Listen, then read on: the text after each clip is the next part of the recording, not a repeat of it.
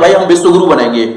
अब विश्वगुरु घंटे से बनोगे तुम, काय से कैसे विश्वगुरु बनोगे? ना तुम्हारे पास खुद की भाषा की पहचान है, ना तुम्हारे पास सांस्कृतिक पहचान है, ना तुम्हारे पास शिक्षा प्रणाली की कोई पहचान है, तुम विश्वगुरु बनोगे कैसे?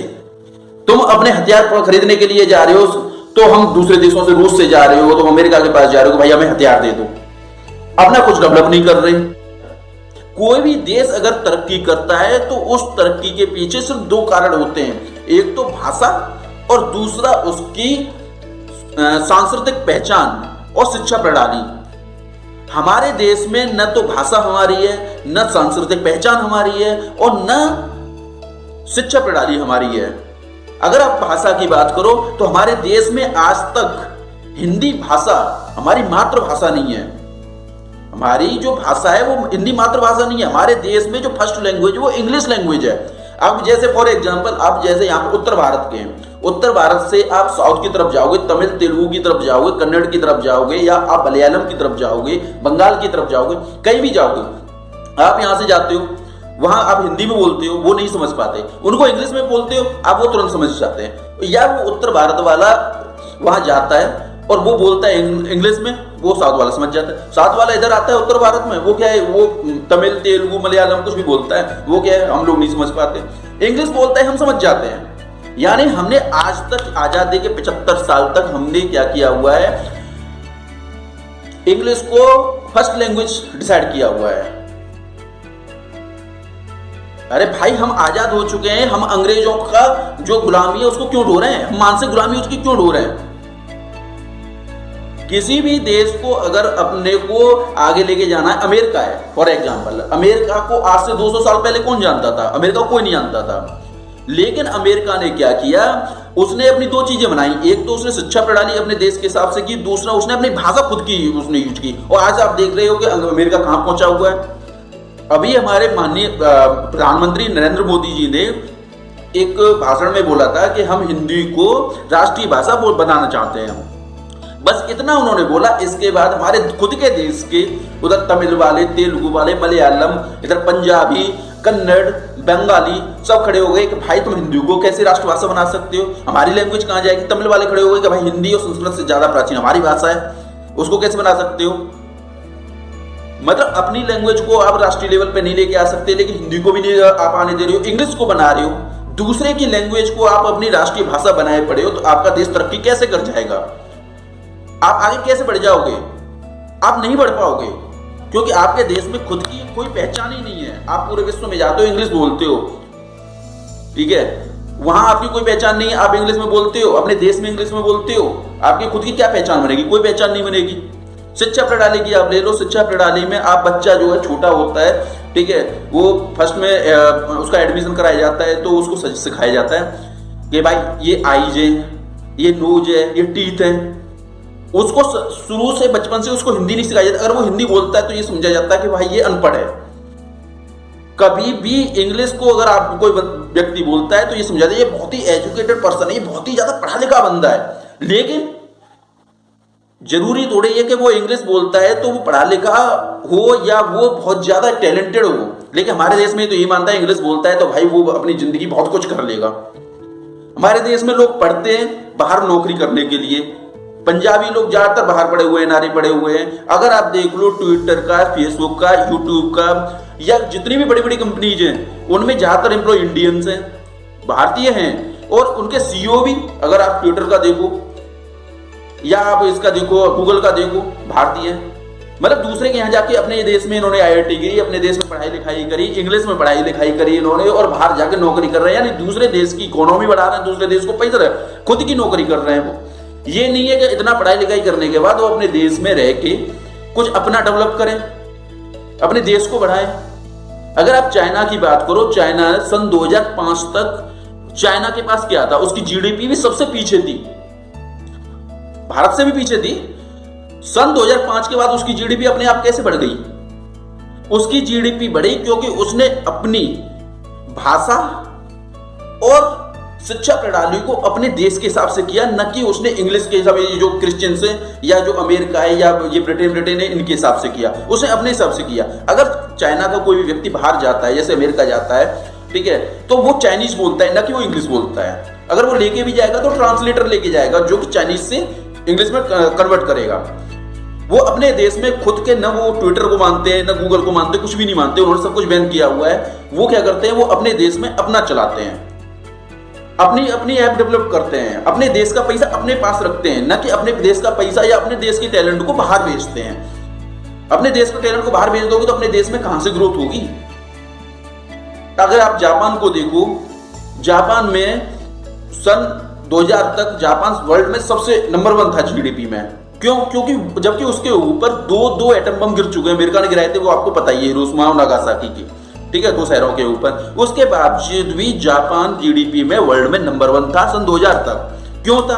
क्योंकि उनकी जो लैंग्वेज है, लैंग्वेज उन्होंने अपने हिसाब से की, और जो शिक्षा प्रणाली है वो उनके खुद के हिसाब थी, ठीक है। जैपनीज है, जापान है, जापान में कोई भी व्यक्ति है वो जैपनीज बोलता है, न कि वो इंग्लिश बोलता है। उनकी जो राष्ट्रीय भाषा वो जैपनीज है, ठीक है। और हमारे यहाँ पे कोई भी व्यक्ति जो है अभी तक राष्ट्रभाषा में हिंदी को राष्ट्रभाषा सिद्ध नहीं कर पाए, राष्ट्रभाषा नहीं बना पाए। अगर चाइना की बात करें, सन 1949 में माओ जो उनका आंदोलनकारी था, जिसने पूरे चाइना को बदल के रख दिया, उसने 2 चीजों पे ध्यान दिया बस। सन 1949 में माओ ने क्या किया, उसने शिक्षा प्रणाली, ठीक है, और लैंग्वेज जो वहां की चाइना की लोकल थी उसको उसने बढ़ाया, और उसका आंदोलन बहुत सफल हुआ। और उसी के बस आंदोलन की वजह से सन 1949 के बाद चाइना, ठीक है, ग्रो करने लगा। उससे पहले चाइना कुछ नहीं था, क्योंकि चाइना भी दूसरे देशों को गुलाम रह चुका है, जापान भी गुलाम रह चुका है, जापान भी 3 कंट्रीज का गुलाम रहा। उनको वो जापान जो है अंग्रेजों का भी गुलाम रहा, ठीक है। लेकिन अंग्रेज वहां पे अपनी मानसिकता छोड़ के नहीं आ पाए। अंग्रेजों का प्लान था भारत में यह प्लान था कि भाई अंग्रेजों का शुरू के 100 साल उन्होंने किया मार काट करके हिंदुस्तानियों के ऊपर राज किया। लेकिन 100 साल के बाद वो समझ गए कि अब मार काट से हम राज नहीं कर पाएंगे। तो उन्होंने क्या किया, उन्होंने कंपनीज बनाई। उन कंपनीज को उसने टेंडर दिया कि भाई, जैसे सिगरेट की कंपनी है, सिगरेट की कंपनी को टेंडर दिया कि भाई तुम इंडिया में अपना जितने भी पेड़ हैं, पेड़ों को काट के अपना सिगरेट का काम करोगे। तो उसने क्या किया कि यहाँ के लोगों को नौकरी दी, और उसी नौकरी को हम ढूंढते चले आ रहे हैं। हमारी मानसिकता नौकरी की है। हम अगर कोई काम करना चाहते हैं तो हम ये एक्सेप्ट ही नहीं कर पाते कि हम बिजनेस में आगे बढ़ सकते हैं। जबकि बाहर के, जैसे अमेरिका, ब्रिटेन वगैरह के लोगों को देख लोगे, यूएस वगैरह को देख लोगे, चाइना को देख लोगे, जापान को देख लोगे, वो नौकरी के पीछे कम भागते हैं, वो अपना खुद का कुछ स्टार्टअप करने के लिए ज्यादा पीछे भागते हैं। हम अंग्रेजों की मानसिकता धो रहे हैं। अंग्रेजों का प्लान सिर्फ 100-150 साल तक राज नहीं करना था, उनका प्लान था अगले 1000 साल तक राज करना, और वो कर रहे हैं। उन्होंने, अंग्रेजों ने हमें सिर्फ सांस्कृतिक रूप से नष्ट नहीं किया, उन्होंने हमें पैसे से भी नष्ट किया, वो हमें लूट के ले गए।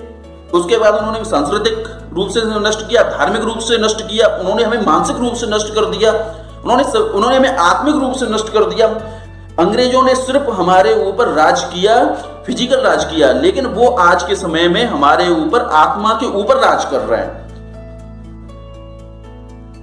अंग्रेजों का 1000 साल तक राज करने का प्लान ये था कि हम भारतीयों को गुलाम मानसिकता ऐसी दे दें कि वो कोई भी कंपनी अगर अपने देश में उनकी चलती है तो उसका सामान भी हमसे ही खरीदे, वो लैंग्वेज हमारी बोले, शिक्षा प्रणाली में भी वो हमारी रहे, वो सभी तरह से हमारे ऊपर आज के समय में कब्जा करे हुए बैठे हैं।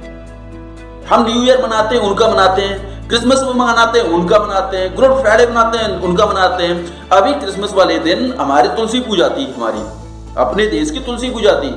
मैं एक मंदिर में गया, वहां किया हुआ था, उन्होंने वैष्णो माता को उन्होंने क्या हुआ था, सेंटा क्लॉज के कपड़े बना के और बिठाया हुआ था। मैंने पूछा ये क्या हो रहा है, कि भाई आज क्रिसमस है और देवी की पूजा है। तो मैंने कहा ये हिंदू धर्म में तो है नहीं। तो इस तरह से जो हमारे पुजारी हैं, धार्मिक लोग हैं, वो भी उसी मानसिकता को धोते चले जा रहे हैं। हम उस मानसिकता से आगे बढ़ ही नहीं रहे। हमारे नरेंद्र मोदी माननीय प्रधानमंत्री जी ने एक स्लोगन दिया, मेड इन इंडिया।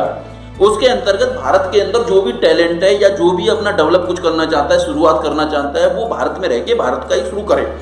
लेकिन हमारे यहाँ के कुछ गुलाम मानसिकता के लोग उसका भी मजाक बनाते हैं कि भाई यार मेड इन इंडिया क्या है, सफल हो गया, असफल हो गया, मेड इन इंडिया क्या है, कुछ नहीं है। हमें पता ही नहीं है हम कौन सी मानसिकता में जी रहे हैं, कौन सी गुलामी में जी रहे हैं। इसको मानसिक गुलामी कहा जाता है। अंग्रेज तो चले गए, वो काले अंग्रेज छोड़ गए, और हम क्या करते हैं, हम सब कुछ छोड़ देते हैं भाई, नेता और राजनेताओं के सिस्टम के ऊपर, भाई ये कर रहे हैं। अरे सिस्टम तो तब करेगा जब तुम कुछ करोगे। तुम मत मनाओ न्यू ईयर, सरकार तो तुमसे कहने नहीं आ रही कि भाई तुम न्यू ईयर मनाओ। तुम विक्रम संवत को अपना कैलेंडर मनाने के लिए बोलो, सरकार तुरंत कर देगी। आप बोलो कि हिंदी भाषा को राष्ट्रीय भाषा घोषित किया जाए, सरकार तुरंत कर देगी। अपनी शिक्षा प्रणाली में हिंदी को या संस्कृत को या जिस भी लैंग्वेज को आप राष्ट्रीय भाषा बनाना चाहते हैं, उसको आप बोलो कि भाई इसको राष्ट्रीय भाषा बनाइए, जिससे कि हमारे देश में एक ही पहचान रहे, यानी कि वन नेशन और वन लैंग्वेज। ठीक है, उस भाषा को आप बनाइए ताकि पूरे देश में अगर कोई बंदा यहां से जाता है साउथ इंडिया की तरफ, वो उसको समस्या ना हो लैंग्वेज में, वो यहां से आता है वहां से आता है यहाँ पे, तो उसको कोई समस्या ना हो। तो इस तरह से कि इससे क्या है कि हम लोगों में आपस में ज्यादा संगठित रूप से रह सकते हैं। अब अगर आप शिक्षा प्रणाली की बात करोगे, हमारे यहाँ का लड़का बाहर पढ़ने जाता है, भाई कहाँ जाता है, ऑक्सफोर्ड यूनिवर्सिटी में पढ़ रहा है। भाई यहाँ से अपना लड़का कहाँ गया, भाई बहुत टैलेंटेड, ऑक्सफोर्ड यूनिवर्सिटी में पढ़ के आता है लड़का, कहाँ नौकरी करता है, वो पढ़ने ऑक्सफोर्ड यूनिवर्सिटी में गया और वहां से नौकरी करने चला गया यूएस या यूके नौकरी कर रहा है। भाई कहीं भी नौकरी कर रहा है बाहर विदेश में, वो वहां से पढ़ के आया, वहां नौकरी कर रहा है। अपने देश का उसने क्या फायदा किया, कुछ भी फायदा नहीं किया। बस इतना फायदा कर देता है कि भाई वहां से अपने माँ बाप के अकाउंट में पैसे ट्रांसफर कर देता है, तो उस पर सरकार को कुछ मिल जाता है बस। इसके बाद इकोनॉमी किसकी बढ़ रही है, यूएस की या यूके की इकोनॉमी बढ़ रही है उसके काम करने से। बिजनेस किसका डेवलप हो रहा है, वहां के बंदे का डेवलप हो रहा है। हम क्या कर रहे हैं, हम नौकरी कर रहे हैं, पढ़ रहे हैं, नौकरी कर रहे हैं, मर जा रहे हैं। उसके बाद हमने समाज के लिए, अपने देश के लिए क्या किया, कुछ नहीं किया। इसके बाद हमने अपनी शिक्षा प्रणाली, वो जो अंग्रेज अपने आप को आज के टाइम में बहुत मॉडर्न बोलते हैं, उन अंग्रेजों ने हमारी शिक्षा प्रणाली के सामने, वो अंग्रेज हमारी शिक्षा प्रणाली के सामने क्या है, कुछ नहीं है। हमारे पास नालंदा था, तक्षशिला यूनिवर्सिटी थी, जिस टाइम पे उस टाइम पे सम्राट अशोक ने बनवाए थे। और इन यूनिवर्सिटीज में क्या था, बाहर से विदेश से जहां हम पढ़ने के लिए आज जाते हैं, और वो अंग्रेज हमारे विदेशों से हमारे उसमें तक्षशिला और नालंदा में पढ़ने के लिए आते थे, वो हमारे खत्म कर दिए गए। उसके बाद हम गुलाम हुए, मान से गुलामी हुई हमारी, आज भी हम उस मान से गुलामी को ढोते चले आ रहे हैं। हम ये उस मानसिक गुलामी से निकलना ही नहीं चाहते हैं। अगर मैं ये आपसे बोल रहा हूं तो कहीं ना कहीं मेरे अंदर ये फ्रस्ट्रेशन भरी हुई है। मैं लोगों को समझाता हूं कि भाई ये मत करो, ये मत करो, लोग कहते हैं अरे यार जो रीत चली आ रही है वही तो। अरे रीत किसने बनाई, अंग्रेजों ने रीत बनाई, हमने रीत बनाई। अगर आप मुगलों से पहले देखोगे, अंग्रेजों से पहले देखोगे, तो हमारे देश में रीत क्या थी, हमारे देश में रीत थी गुरुकुलों की। शिक्षा प्रणाली उनसे ज्यादा बेटर थी, जो शिक्षा प्रणाली उनकी आज है उससे ज्यादा हमारे देश की शिक्षा प्रणाली बेटर थी। लेकिन उस गुलामी ने हमें ऐसा कर दिया कि आज के समय में हम अपने आप को तुच्छ मानने लगे और अंग्रेजों को महान मानने लगे। भाई अंग्रेजी सब कुछ कर सकते हैं। हम अपने देश में एक ऐप डेवलप नहीं कर पा रहे, हम अपने देश में एक वेबसाइट ढंग की नहीं बना पा रहे, हमें अपने देश में एक सोशल मीडिया वेबसाइट ढंग से या ये सोशल मीडिया ऐप डेवलप ढंग से नहीं कर पा रहे, न चला पा रहे उसको। अगर चलाते भी हैं, डेवलप भी कर देते, तो हमारे देश के खुद कुछ लोग जो आके बोल देते हैं अरे ये क्या है, कुछ नहीं है, हम अंग्रेजों की कैसे भाई बराबरी कर सकते हैं। अरे अंग्रेज हमारी बराबरी नहीं कर सकते।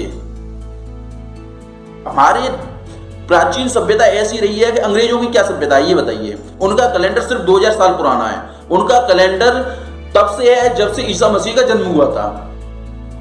और हमारा जो, अगर विक्रम संवत की भी बात करो, हमें पुराने मत जाओ कि भाई राम कब जन्म हुए थे, भगवान राम का जन्म कब हुआ था, भगवान कृष्ण का जन्म कब हुआ था, उसको छोड़ो। अगर विक्रम संवत की बात कर रहे हो तो वो भी ईसा मसीह के जो कैलेंडर है या अंग्रेजों का जो कैलेंडर है उससे 57 साल पहले का है। यानी कि विक्रमादित्य जो राजा थे उन्होंने उस कैलेंडर की शुरुआत करी थी विक्रम संवत की।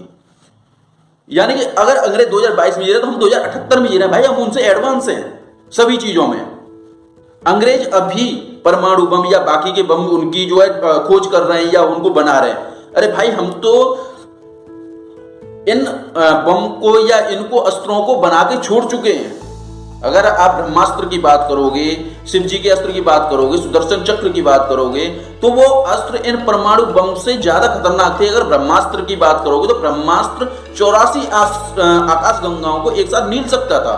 क्या परमाणु बम में इतनी ताकत है? वो तो सिर्फ परमाणु बम एक देश को खत्म कर सकता है, पूरी पृथ्वी को भी नहीं कर सकता। लेकिन हम क्या कर रहे हैं, हम अंग्रेजों को महान बता रहे हैं, उनकी ही जो मानसिकता है उसको लेके बैठे हुए हैं, उनके जो एक्ट हैं संविधान में उनको ही हमने अपने एक्ट बना लिए। और फिर उसके बाद हमने बोल दिया कि भाई अम्बेडकर बहुत महान थे, उन्होंने हमारा संविधान लिखा है। अरे संविधान घंटा लिखा है, उन्होंने क्या किया, जो अंग्रेजों का संविधान था उसी को कॉपी करके हमारा संविधान बना दिया। तो घंटे का उन्होंने संविधान बनाया और उसको कॉपी करने में भी उनको 3 साल लग गए भाई। 1947 में आजाद हुआ, 1950 में उन्होंने संविधान बनाया, उसको भी कॉपी करने में 3 साल लग गए। यानी कॉपी करने में भी हम पीछे हैं, कॉपी करने में भी हमें 3 साल लग गए। और वो अंग्रेज इतने चालाक थे कि उन्होंने जाते जाते उनको पता था कि अगर हम सुभाष चंद्र बोस जैसे या भगत सिंह जैसे किसी व्यक्ति को अपना सत्ता देके जाएंगे तो हमारी मानसिक गुलामी ये भारतीय नहीं सह चलेगी नहीं इनके ऊपर। तो उन्होंने क्या किया, उन्होंने अपने पुट्टुओं को पकड़ा, गांधी को पकड़ा, नेहरू को पकड़ा, इनको पकड़ के बोला कि भाई हम तो जा रहे हैं यहाँ से, ठीक है, इसके बाद हमारी जो मानसिकता है या हमारा जो शासन है वो तुम्हें चलाना है, हमारी जो लैंग्वेज है या हमारा जो धर्म है वो आपको आगे बढ़ाना है हिंदुओं के ऊपर या हिंदुस्तान के ऊपर या भारत के ऊपर। तो उसको उन्होंने, नेहरू ने आगे बढ़ाया। मेरा इस चीज का उद्देश्य यहाँ पे आपको इतना बड़ा लेक्चर देने का ये नहीं था कि मैं आपको समझाऊं, मेरा ये था कि आप खुद समझें उस चीज को, आप खुद सोचें। अगर आप इस चीज को सोचेंगे तो आप ही देश को बढ़ा सकते हैं आगे, ठीक है, खुद को बढ़ा सकते हैं। आप ये मत सोचिए कि अंग्रेज ज्यादा है, अंग्रेजी हमें आगे लेके जा सकते हैं दुनिया में। अरे अंग्रेज तो तब आए, उससे पहले हमारी सभ्यता जो है वो हजारों लाखों साल पुरानी है, हम उनको आगे लेके जा सकते हैं, उनको मार्गदर्शन कर सकते हैं उनका, जैसे हमारे संत मुनियों ने पहले किया था।